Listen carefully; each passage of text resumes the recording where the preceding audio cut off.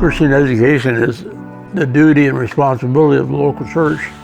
If it's going to happen, it's got to start with the local church. I'm meeting Trinity graduates everywhere I go. They're building churches, they're on the mission field. Had this school not existed with the fire that it had and the passion that it has, that wouldn't have happened. Education really has given us an opportunity to have Trinity graduates and members of our church all over the world right now spreading the gospel.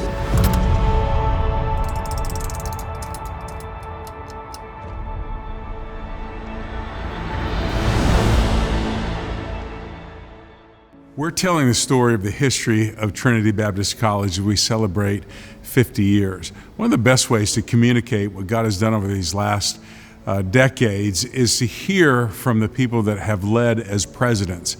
And we want you to hear their stories as they tell the great history of what God has done here at Trinity Baptist College over these last 50 years. From the founding of Trinity Baptist College in 1974 until the early 80s, it was really a time of growth as this college moved from infancy to maturity.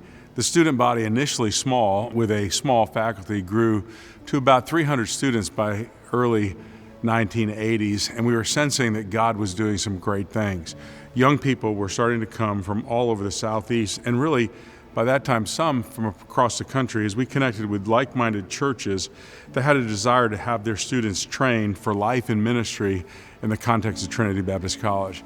God began to raise up a faculty, and with that facility and even the finances that allowed us to make the greatest kingdom impact possible.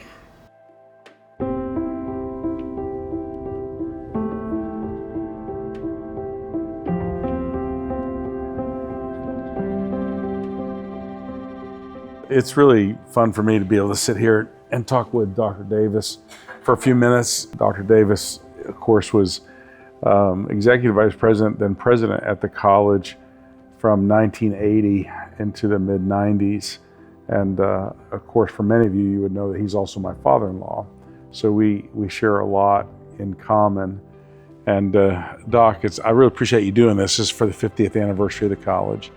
And just talk a little bit about how you ended up at Trinity to begin with. I was Executive Vice President of Maranatha Baptist Bible College in Watertown, Wisconsin. Received a phone call from the former president of the college, and he indicated the fact that he was looking for somebody that could run the college. And he told me about the outreach and the desire to train specialists for the ministry. And that was our motto. And I was very happy to be considered for that position. What were your favorite memories of campus life back in the 80s particularly? It was certainly enticing for me, having been at Maranatha, which had a vast campus and many buildings. It was a little bit difficult to see any possibility of growth at the McDuff Avenue area.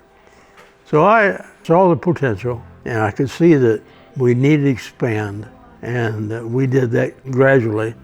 Bought several houses and several buildings nearby, and got the building that we turned into a men's dormitory. So it worked out very well.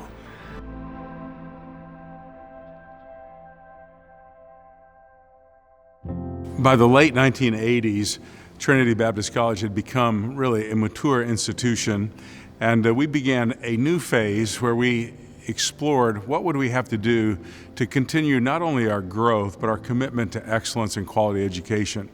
We began to pursue accreditation with tracks back into the late 1980s, and then that continued into the early 1990s. At that same time, we were located on McDuff Avenue, which was in the original church facility that the church had started the college in back in the 70s.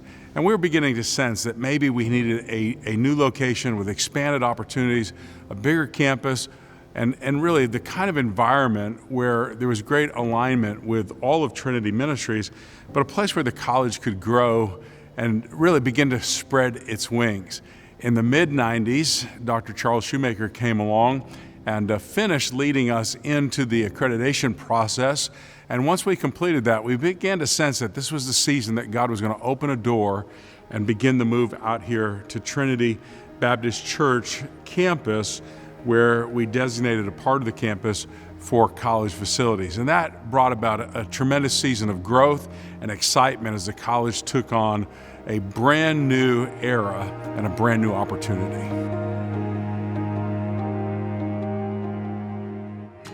Hey, it's a real joy for me to be here. Actually, I am in what we would probably refer to as the old College Chapel building on McDuff Avenue, and I'm with my good friend, Dr. Charles Shoemaker.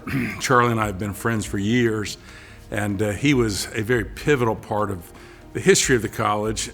Came to work in leadership in 1995 and stayed all the way through the end of 2010. Charlie, thanks for coming today, and happy to be here. Look forward to this.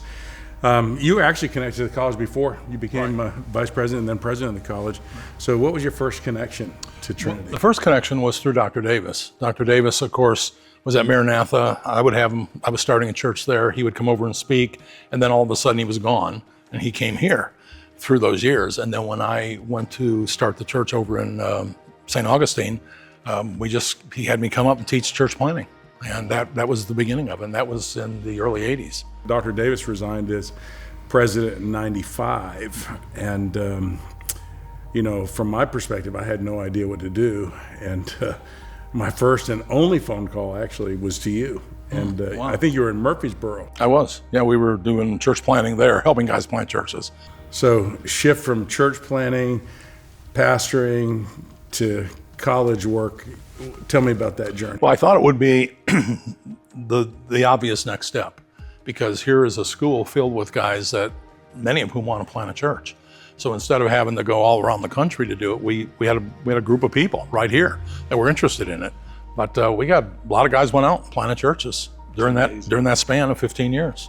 I wouldn't say that the move from here to Hammond was as much strategic as it was probably providential. And I'm not trying to diminish it. I mean, it really seemed to be kind of a God thing. But kind of walk through from your experience what that was like. Well, for me, it was a welcome blessing. And I did not have the attachment to this campus that many of the old-time faculty members had. And I mean, it took some persuading to get them to see that this is a better move. We have to do this. And they all got on board. Ultimately, they all did. But yeah, I agree with you completely. It was what we needed to do to move the school forward. The men's dorm wasn't finished. That's right. And so I wrote to all of the incoming male students and said, I don't want you to come on campus and be shocked, but this is where you're going to end up, in the gymnasium. And that became the men's dorm for probably 3 months. Oh, wow. Yeah, we really had to work through that. Yeah. You've been back into church planting now for a number of years, and I'm assuming you still interact with a lot of our graduates. I do. There's a lot. And in fact, I was thinking about the ones that we've actually helped start churches. It's all over the country, and of course, many others. And then the Lord has just opened up doors beyond Trinity with other Bible colleges that we've been able to really assist. When you think about the impact and the kind of the legacy impact that the college has made, primarily through the graduates, what are the thoughts that come to your mind? I think we would have the missions conferences, and just so many would surrender. And not knowing where they're going, that wasn't the point. They just were saying, we're going to go wherever God leads us to go. My own daughter, Emily, did that, and she ended up marrying a man who planted a church, Michael. So there was just that was so refreshing to see that. Literally, dozens and dozens, these missions conferences. And so I think I look back, I think those were some of the most memorable experiences. And then, all the faculty pouring into these people to prepare them to do what God has called them to do is really exciting.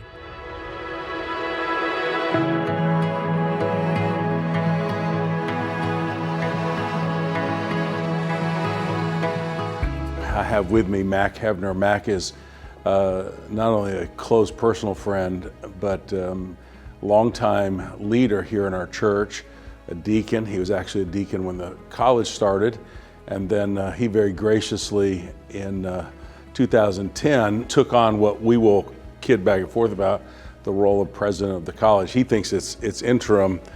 14 years is longer than an interim would normally serve. And so Mac, you had just newly gotten saved and connected to Trinity in 72. And one of your first experiences, I think, as a leader in the church was helping the church figure out how we're going to move forward with what was the property on McDuff Avenue. And just talk about that experience a little bit. You know, we had a history in education with the academy. I was a trustee at the college along with the other deacons when the college started in 1974. And obviously we already were using education as a means to further the gospel. So it seemed like a natural move to go from a K through 12 academy up to a college. And it started as a Bible college, unaccredited, in 1974, and then has grown from there. The history of McDuff is really interesting because it was in the urban area and it was in decline, actually. So this was a new start for Trinity, and many times the church has been able to reinvent itself. It's over 100 years old. And so obviously the reason that it survived is because it has had that ability to continuously reinvent itself. And so there was an expectation that with all of the acreage that we have here, that sooner or later the college would be out here. So Charlie Shoemaker was actually technically he was a vice president at that time. And Charlie and I had talked about potentially moving, and as I would have been very apt to do then and now, I would have talked to Mac about that. We had just cut a deal on moving the rescue mission that used to be on Bay Street over to what is now Union Street. And Mac said to me one day, "What do you think we ought to do next?" And I think he was a little tongue-in-cheek, but it was kind of his way of nudging me. And I said, "Well, we should just sell the college and see what happens." And Charlie and I had talked about it. And so Mac said, "Okay, let's put it up for sale." I don't know that I would have done it in any other scenario other than the fact that I had such confidence in him. And he said, "Let's put it up for sale." We actually sold that property to City Rescue Mission, and they have done really well there. They've got a training center that has rehabbed a lot of people that are coming from drug and yeah. Oh yeah. So it was one of those things that I'm kind of proud that a couple of Christian organizations could work together and make it a win-win for both organizations. So you've had a 50-year connection with the school. What are the biggest changes you've seen in the last 15 years at Trinity specifically, but in general in Christian education, post-secondary Christian education? God at different times puts his hand on things, and for reasons he knows, he blesses them. I believe that Trinity's entry into the field of education really sets the church apart. I know when the college started, we had a lot of couples, married couples, that were looking for a career in ministry. And so obviously their level of interest was high. But then when you start to get into other fields like business or criminal justice or counseling or psychology and different things, what happens is that you will have people that are going to come to the college because they want that thing. And then what we have is an opportunity to add to that thing a spiritual foundation. Everybody needs the gospel. Everybody needs to know Jesus. And so when you send that student into a field, you're sending someone there that is going to be balanced. They're going to have a heart for people, and they're going to also have interest in people doing the right thing. What would be the hope and dream you have for the future of Trinity Baptist College? I think that growth is an indicator of whether you're on a right track or not. In the future, we're going to be larger, but at the same time, we've got to do that without losing our identity and who we are, because that would be unfortunate.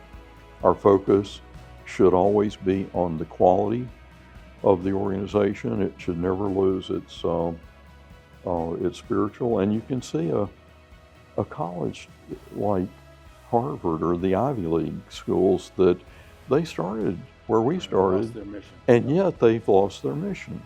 And ours is to train Christians for life and ministry. If you're a business person, you're going to have a ministry. If you're a counselor, you're going to have a ministry. So all of these things, if we don't forget who we are, I think God has the ability to continue to grow us to the size He wants us to be.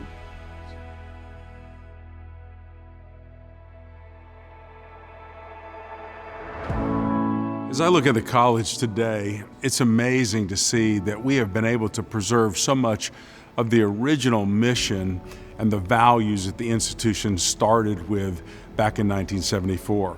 That we are as deeply committed to the gospel, to teaching our students a biblical worldview, and inspiring them and challenging them to be passionate about entering into the world that's filled with brokenness and opportunities to bring gospel hope and gospel healing.